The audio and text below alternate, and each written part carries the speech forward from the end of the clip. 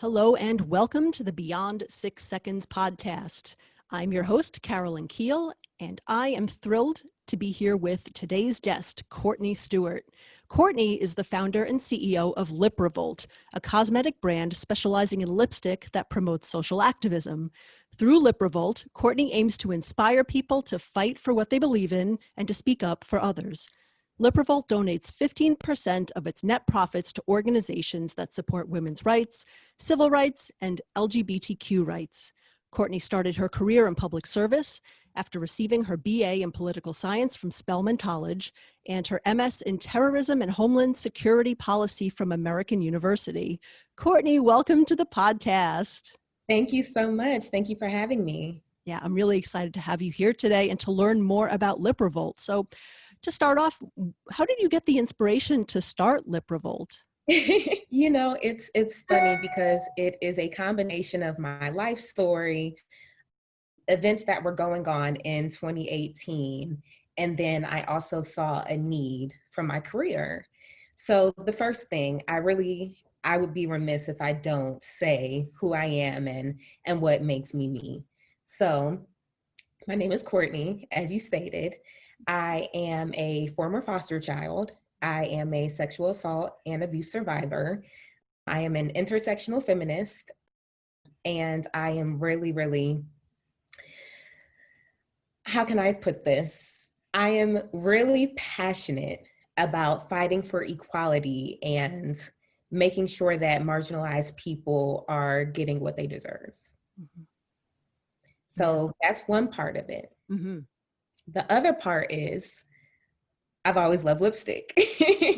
I've always had a love for lipstick and makeup and just, wanting to feel empowered silently. I've always been able to walk into a room and have my lipstick and it's almost like a silent protest. And then the other part of that is that, in 2018, when I initially thought about starting this, I remember seeing a lot of different stories from women about their Me Too stories.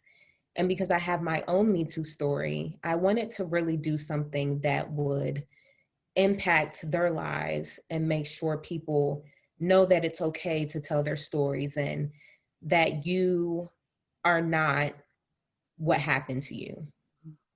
Because for a long time, I was ashamed of what I went through. I didn't want to tell anyone, that I was a foster child. I didn't want to tell anyone that I was assaulted or abused. It was almost like something that shouldn't be spoken about. But I think in today's world, we have voices and it's important to use them. And when I saw that happening, I was like, wow, I really need to do something about this. Mm-hmm. It got to me. And I remember watching the news and taking off my lipstick after, and I was like, this is how I'm going to do it. This is it. This is the way I'm going to do it. Mm-hmm. So I started LipRevolt. And since then, it's been a journey. Wow. It's been a journey. That's incredible. Yeah, it's interesting to hear the connection between lipstick and you mentioned basically having a voice and helping to empower others to use their voices. Mm-hmm. And obviously the connection with your lips and using your lips for that is really, really powerful. Mm-hmm. Yeah. I also, I've worked in public service. For me, it feels like a long time, but for others in public service, it probably wouldn't be that long. I noticed that there's never excess amounts of money at nonprofits. They could always use more. And the type of money I'm talking about, because I'm typically looking at money that is super regulated, they're told exactly how they need to spend it, what they can and can't do with it. They need money that if someone needs a bus ticket to go and get therapy, they can use it for that. If they need, bus fare to, I don't know, somewhere else, or rent money for a domestic violence survivor or something of the sorts, I felt compelled to give them that, which is why we actually give money to different charitable organizations. Yeah. Yeah. So I'd love to learn about the connection with that. So as we stated earlier, you give 15% of your net profits to nonprofits within your community. So tell me a little bit about what that looks like how you choose the nonprofits and how you share that. Certainly, certainly. So like you said, we give 15% of our net profits to nonprofits that support women's rights, civil rights, and LGBTQ rights. Every month, I look through a long list of different nonprofits that I've heard about, haven't heard about, and really just ones that I feel very connected to. Those are the ones that I tend to support. I know one, for instance, is the New Georgia Project, and that one, I heard about that through one of our cousins, my fiance's cousin. He is actually in prison currently because of an incident where he was ran off the road. And the people in the car were calling him racial slurs and, really making him feel uncomfortable and afraid for his life. And I knew this, and I know him as a person, and he's the one who would usually, make the red velvet cake at Thanksgiving. And, he's just very gentle. And so when I heard about it, I was in awe. And then when I heard the rest of the story, it made me want to cry, because in this case, he actually fired his registered firearm at the car that was attacking them. And it actually killed someone in the car, unfortunately. And although he was fighting for his life, and in any other, situation that this would occur, this would be a stand your ground case. But because of the color of his skin, it isn't working like that. So he's been denied bail. He hasn't been given many resources at all. And honestly, we just want him to come home. So the New Georgia Project has been very helpful. That's great. And do they support people who are, in situations like your cousins in terms of legal? They do. They support that, but they're also very big on voting and different things that affect Black people in Georgia. Yeah. Mm-hmm. So that's powerful. So you've created a brand and a business that, not only is empowering in the type of product that it sells, but also, as you said, the money is really the critical importance. And that's a big piece of making social change, and change in the world is funding and money. So exactly. That's a big part of it too. Wow. Well, that's really, really powerful. Goodness. Thank you. I'm doing the best I can. Well, it's wonderful. And you just launched, we're recording I guess it's towards the end of October, and you just launched maybe about a month and a half or 2 months ago. Yes, I launched on August 26th, which is Women's Equality Day. Yes, very excited about it. I want to say that the launch was huge. In my eyes, it was huge. But I got a lot of support. I got a lot of support that day and that month. And all I can say is, it is amazing to see people wanting to not only get their lipstick, because that is a perk, but to help other people. I have an Instagram account, and I constantly get DMs about people just applauding me for my efforts and saying, wow, they love this idea. This is great. More people should be giving, funds from their business to support causes like this. Mm-hmm. So. Oh, absolutely. Mm-hmm. So, you were talked about really loving lipstick and feeling very passionate about how it helps give people a voice and make women feel powerful. But if I understand correctly, is this pretty much your first business venture into the beauty industry? Yes. How did you learn how to start a business manufacturing and selling lipstick? Honestly, it is one of the hardest things. It is so hard.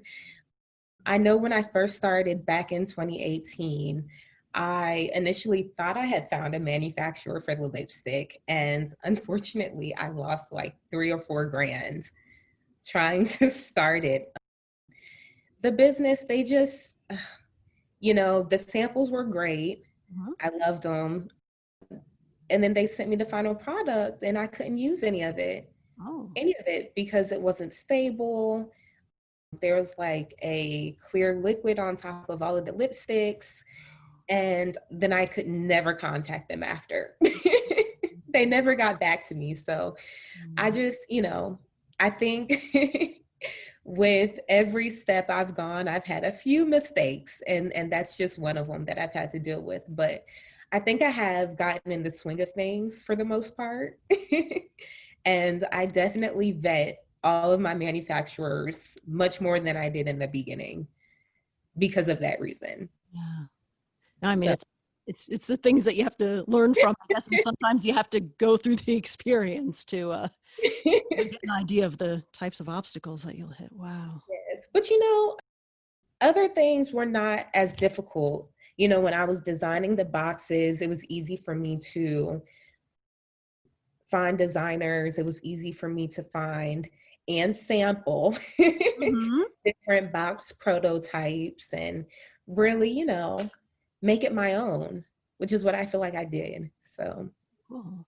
So I think you mentioned, was it 2018 that you started working on this? Yes. Okay. So yeah, a little less than 2 years to kind of bring it to fruition. Oh, that's wonderful. And obviously it's your first venture, so you bootstrapped a lot of the funding for everything. Tough, but I did it. Yep. Wonderful. And yeah, were there any other sort of major challenges that you encountered? I think just everything being a learning process. I didn't know where to go for many things. I didn't necessarily know where to look for manufacturers, didn't know necessarily where to look for people to create the boxes or how to run a Instagram or Twitter or any of the social media sites. I really just had to develop it from the ground up, and I knew what I wanted the brand to say. And from that, I was able to put all of the rest of the pieces together because I saw in my brain what I wanted. So, yeah. Were there any resources that you found in terms of helping you learn about things, or was it trial and error, a little bit of both? For the most part, it was trial and error, but towards the end, there's a group on Facebook that I connected with, and I went through a lot with that manufacturer. And so I was just looking for help from anywhere, honestly. And so I met with her, we did like a 1-hour session, and she talked about finding manufacturers and testing different products and getting your formula just right. And I was able to do that. So. Right. Oh, that's great. Yeah. A lot of support online for new. Oh, that's wonderful. So let's see. So LipRevolt launched towards the end of August. It's been a couple weeks at the time that we're recording this. What kind of feedback or comments have you received from customers or people who have bought and tried the LipRevolt lipstick? So many people love it. I have a huge selection to me for a first launch. We carry bold colors like I'm wearing now. I actually have 2 colors on right now. I have Insurgent and I have Dissident on right now. Dissident is the black, and you can see a little hint of purple in the center, and that's the Insurgent. And so people love the formula. It's moisturizing for your lips, which is super important for me because my lips normally get chapped, but it's also matte. So if you're, drinking water or coffee or any of the like, you'll be fine. It's not going to get on your cup. If you want to kiss someone, you're good. Won't get on them. But it's a great formula. It doesn't leave your lips feeling dry. I mean, the color payoff is great. And overall, it's a high-end luxury product at an affordable cost. That makes a difference in people's lives. Wonderful. And how did you pick which colors to launch with?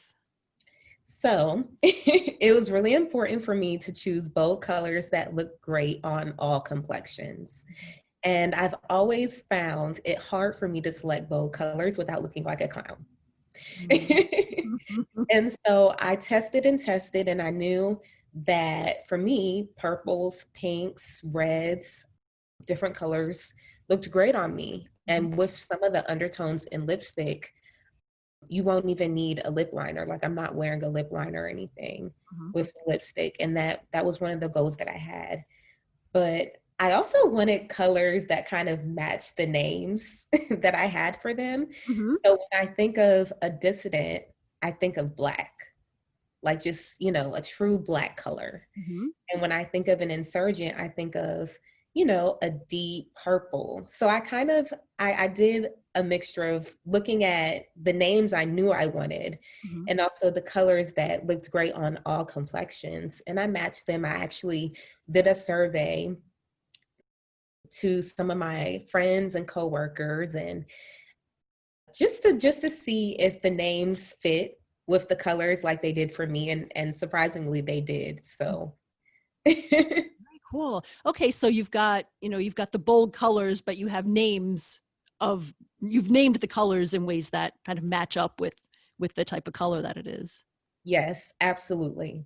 So like I said before, we have dissident, insurgent. Some of our top sellers are rebel, heroine, feminist.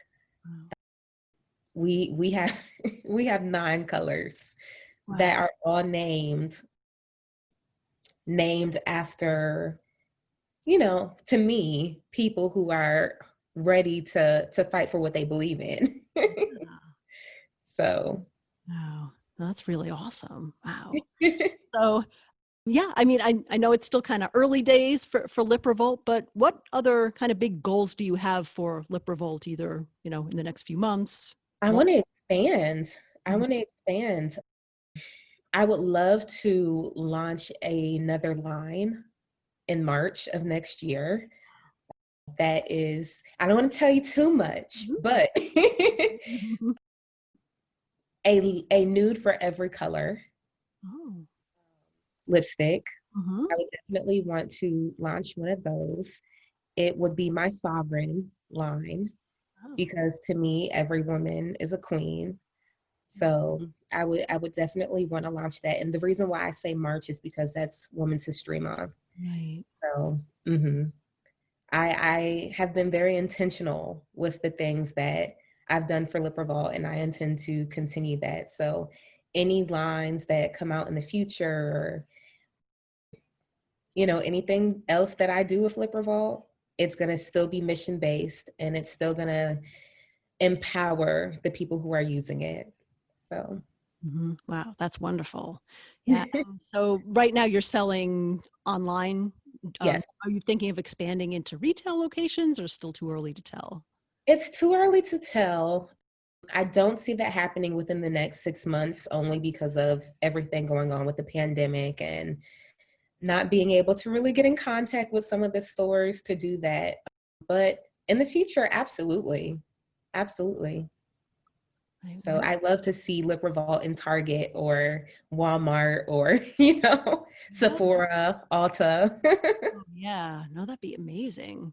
Yeah. Yes, I love that. And the way that you've, I should say with LipRevolt, obviously you have the donations or the net profits going to social justice, but it's also the way that you've created it is very in line with your values of justice. And so it's like animal cruelty free. Yes. In terms of labor practices, you avoid using exploitative labor practices. So you've really kind of thought about the whole overall. Exactly. Right. Exactly. Very, very cool. Wow. So then, Courtney, how do people get in touch with you if they want to, if they want to buy some LipRevolt lipstick, or if they just want to learn more about it? Absolutely. We have a website. It is www.LipRevolt.com, and that is LipRevolt.com. And we also have social media. So it's at LipRevolt on Instagram and on Twitter and Facebook. And if you send me a message on one of those, I get back very quickly. So, it's still me running the social media. So I will definitely get your message and answer your question.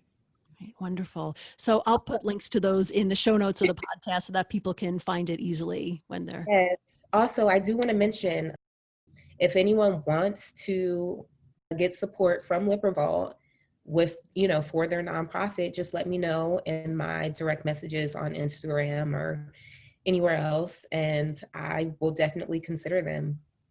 Great. Thank you. That's wonderful. Well, as we close out, is there anything else that you'd like our listeners to know, or anything that they can help or support you with? Yes.